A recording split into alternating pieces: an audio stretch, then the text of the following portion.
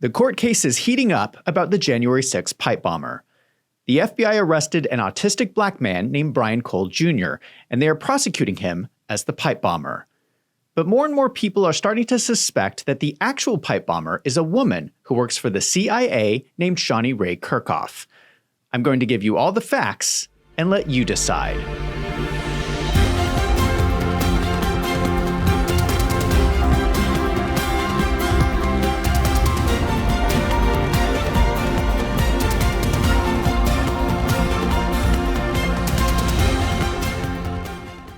Let me start by saying that we do not know for sure that either of these people are the pipe bomber. The evidence against both people, in my opinion, is circumstantial.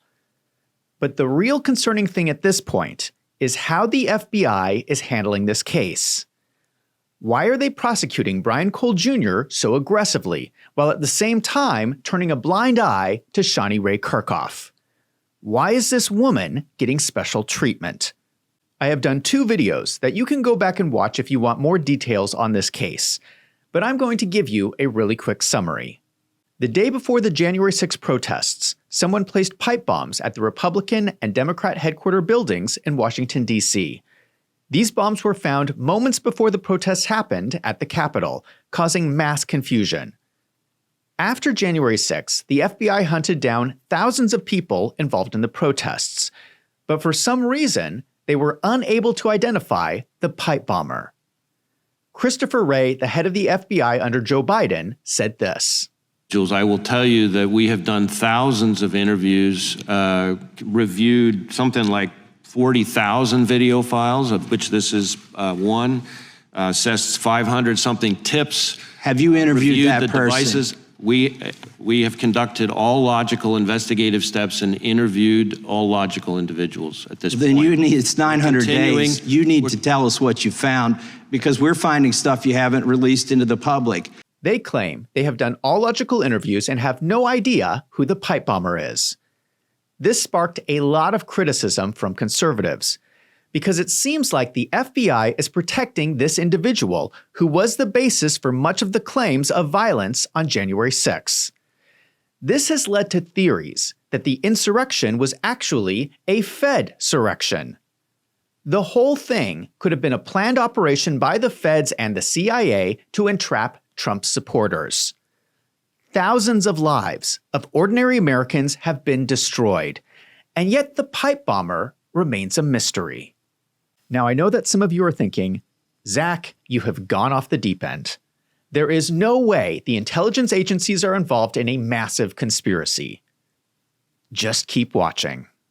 Trump comes into office, but to everyone's surprise, the FBI makes no progress in identifying the pipe bomber. Then a news reporter named Steve Baker, who worked for The Blaze, wrote an article identifying Shauni Rae Kerkhoff as a potential suspect. She used to work for the Capitol Police and now works for the CIA. There is a lot of video of her, and a computer analysis of her gait matches 94% with the pipe bomber. What is even more shocking is that she is the Capitol Police officer who was one of the first people who fired into the crowd on January 6. She actually instigated the violence. So if the person who planted the pipe bomb is the same person who started shooting into the crowd and who now works for the CIA, that supports the theory that January 6 was a setup. Shortly after Steve Baker's news article was published, the FBI miraculously makes progress on the pipe bomber case. They arrest an autistic black man named Brian Cole Jr.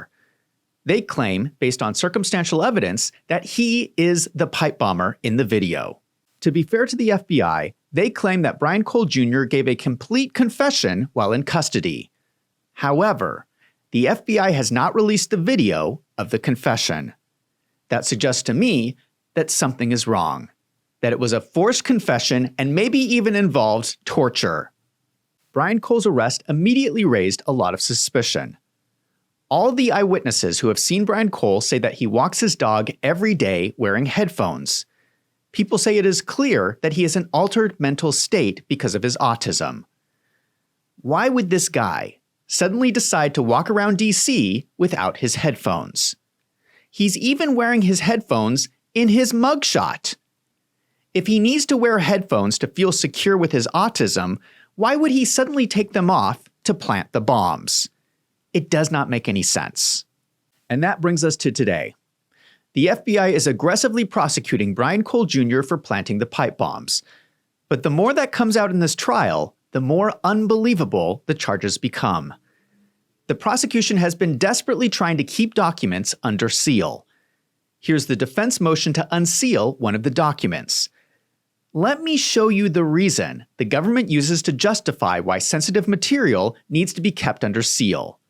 They claim the documents contain identifying information, including true names and photographs, regarding government agents who acted in an undercover capacity with respect to this investigation. This seems highly suspicious to me. These agents were undercover doing what? Scoping out this autistic black man? Or were they undercover in the January 6 operations, and that is what they're trying to cover up?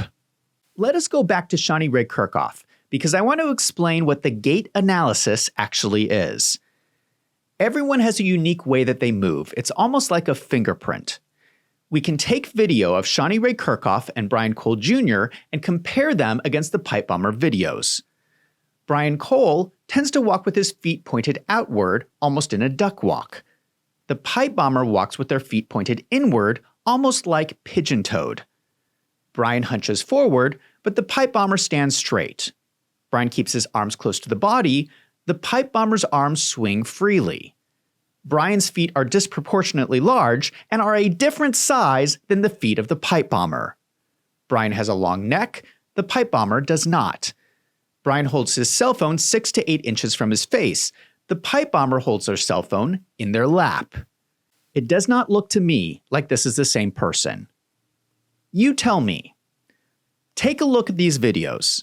Do you think this is the same person? Or did the FBI arrest the wrong person for this crime? Now let's look at Shauni Rae Kerkhoff. Here is Steve Baker explaining on the Kyle Seraphin podcast.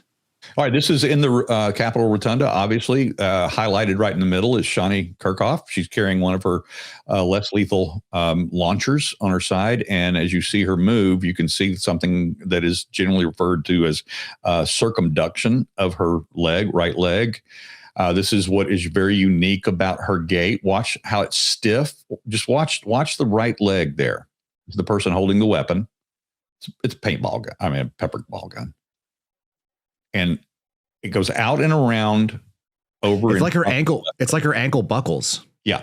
Well, she had a severe college soccer career ending injury in 2015. This is a very common post-injury, post-recovery move by people that have had this particular tibia break. You have now seen both people. Who do you think looks more like the pipe bomber? And this one's really good. This one's very revealing, especially when we're going to be showing versions of all of these zoomed in on, but you can really see it, and it becomes more pronounced the more fatigued she is. They go, oh, she can't be fatigued. She's a marathon runner. Well, she is. She's a marathon runner. As of last week, Steve Baker was fired from The Blaze. Because of his reporting, The Blaze was receiving threats to sue from a law firm named Claire Locke. This is the same law firm representing Brigitte Macron in her lawsuit against Candace Owens.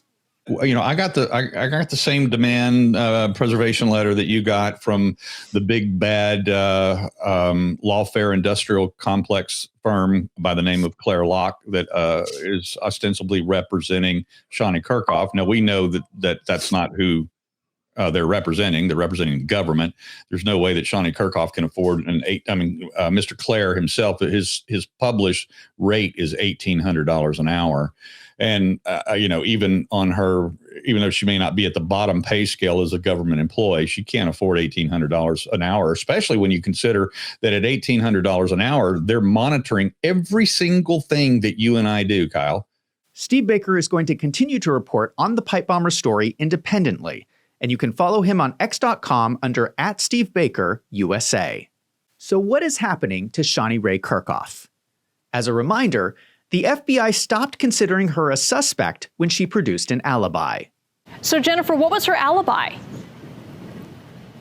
Her alibi, that's a great question. Her alibi was that on the night that the bombs were placed, she had time-stamped video of herself playing with her puppies, her young dogs, and she shared this video with the FBI, and that was part of what convinced the FBI that she had nothing to do with this crime. She had proof because she was playing with her puppies. Well, we are finding out now that is a lie. According to new court documents, the defense is trying to subpoena the alibi video. It references the alibi footage as the video of Ms. Kerkhoff's dog taken at her home with her voice allegedly in the background. We still have not seen this video, but this is the description of what the defense understands the video is. It is not of puppies. It is of her one dog, and Shauni Rae Kerkhoff is not even in the video. Audio of what might be her voice is coming from off screen. This is what she is using as her alibi. Now you tell me, could something like that be faked? That certainly does not seem enough to me to be used as an alibi. But it gets worse. In the document, we find out on November 6, 2025, Ms. Kirkoff was interviewed by the FBI and took a polygraph examination. She was asked 2 relevant questions. 1, did you place those pipe bombs? And 2, did you place those pipe bombs that evening? Ms. Kirkoff failed the polygraph. Excuse me? This lady failed the lie detector test when she was asked if she placed the pipe bombs. I don't know what you think, but this person is seeming pretty suspicious. It goes on. The FBI polygraph examiner noted Kirkhoff's very controlled reaction to the news of her failing the polygraph and seemingly rehearsed responses to the examiner's questions. It just seems strange that the FBI would have all this evidence against Shauni Rae Kerkhoff and then quickly drop the investigation and go and arrest Brian Cole Jr. What really frustrates me about this whole thing is that Dan Bongino, the former deputy director of the FBI, recently gave an interview and he said this. So what would you say you're most proud of? Man, I mean, we did a lot, and I don't want to take any kind of celebratory victory laps, but, you know, the pipe bomb case was definitely sensitive, obviously. There was a lot going on. That's an ongoing investigation. But sitting there, I was sitting down, and it was I had brought in a different group of guys to take a look at something, and I got a call from a supervisor, totally out of the blue. And he said, hey, boss, are you sitting down? And I said, yeah, why? And he said, I think we got a suspect in this case. And I got to tell you, I was like blown away because I know we'd been busting our ass on it for a really long time. The thing that he is the most proud of is arresting Brian Cole Jr. as the pipe bomber. Really? Because it looks to me like you arrested the wrong guy. I think Troy Williams put it best on X.com in his post. Framing an autistic guy for a crime is his greatest accomplishment. Dan Bongino really failed hard. Here's another comment by Chrissy Stallions. We all know it's the CIA chick. Dan Bongino is the guy who failed to release the Epstein files.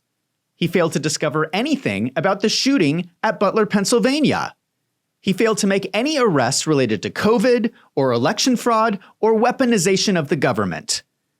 What has he done other than arrest this poor autistic black man? What is even more frustrating is that if we go to the early days of the investigation, FBI information says that 2 early witnesses in the pipe bomber case described the suspect as a white male. This was said by Representative Barry Loudermilk in a congressional hearing. Additionally, the FBI operational updates note 2 eyewitnesses who described the gray hoodie suspect as a white male. Did this influence the FBI's investigation? So why would the FBI say that the bomber is a white male and then change their mind and arrest a black man? Something does not add up. Kash Patel is the director of the FBI. The irony of all of this is that he wrote a book during Trump's election called Government Gangsters. I want to read to you from this book and pay close attention to his criticism of the Democrats under Joe Biden. In the most extreme circumstances, corrupt bureaucrats imagine a crime and then manufacture the evidence to pin on their opponents. They are thugs in suits, nothing more than government gangsters who act like they are righteous. Don't you think this is a little hypocritical? It seems to me like Kash Patel is doing the same thing he was criticizing the Democrats for doing. He goes on to talk specifically about the January 6th protests. It was clear the Democrats intended to use January 6th as a political weapon to demonize their opponents and solidify their power. Justice and truth were pushed to the side, and the political narrative became more important than anything else. This is why people are so shocked by the FBI's actions in the pipe bomber case. It looks like they're pushing justice and truth to the side and setting up Brian Cole as a patsy. Kash Patel wrote this book, and we all thought that it was his plan to clean up corruption. But it looks like we were wrong. It looks like he's using his book as a blueprint of how he himself can become a government gangster. Let's talk about what is really going on here. This is, in my opinion, allegedly. Donald Trump is using the FBI as an enforcement tool for the White House. Kash Patel is there to simply do whatever Donald Trump tells him to do. And Donald Trump does not care who the pipe bomber is. What Donald Trump cares about is consolidating his power. We know that the FBI is good at their job. They're not telling us, but I think they know everything. They know who the pipe bomber is. They know what happened to Jeffrey Epstein. They know what happened at Butler, Pennsylvania, and they know who really killed Charlie Kirk, allegedly. All of this information is blackmail material for Donald Trump to push through his agenda. That is what I think is really going on. If there was a CIA operation on January 6th, that implicates multiple Democrats. Trump can use that information to keep people in line. And so I think they are destroying the life of this poor autistic black man so that Trump can take the position as the leader of the deep state. Allegedly. Now, this is devastating for those of us who believed that Trump went to Washington, D.C. to fight the deep state. I want to support Trump. I want him to follow through on his promises. But I cannot support him if he does not release this obviously innocent man from prison. But despite all the corruption, I want you to keep something in mind. These are words that Kash Patel wrote himself in his book.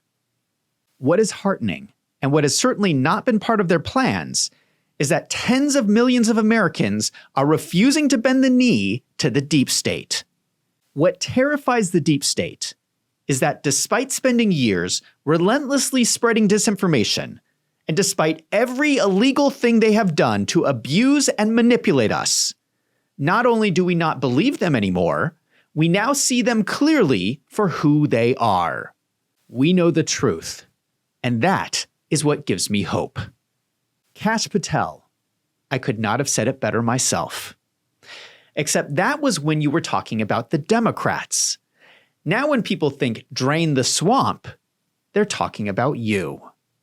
For legal reasons, let me state for the record that I am not saying that Shauni Rae Kerkhoff is the pipe bomber. I don't know one way or the other. I've given you the evidence, and I'll let you decide for yourself. Now I want to hear from you. Who do you think is the pipe bomber? Let me know in the comments down below. And if you like this video, don't forget to hit that subscribe button so you don't miss out on future videos. If you want to support independent journalism like this channel, consider signing up for a membership on my website, wolvesandfinance.com. For $6 a month, your support helps me to keep making these videos. Thank you to everyone who has signed up. I'm Zach from Wolves and Finance. Thank you for watching.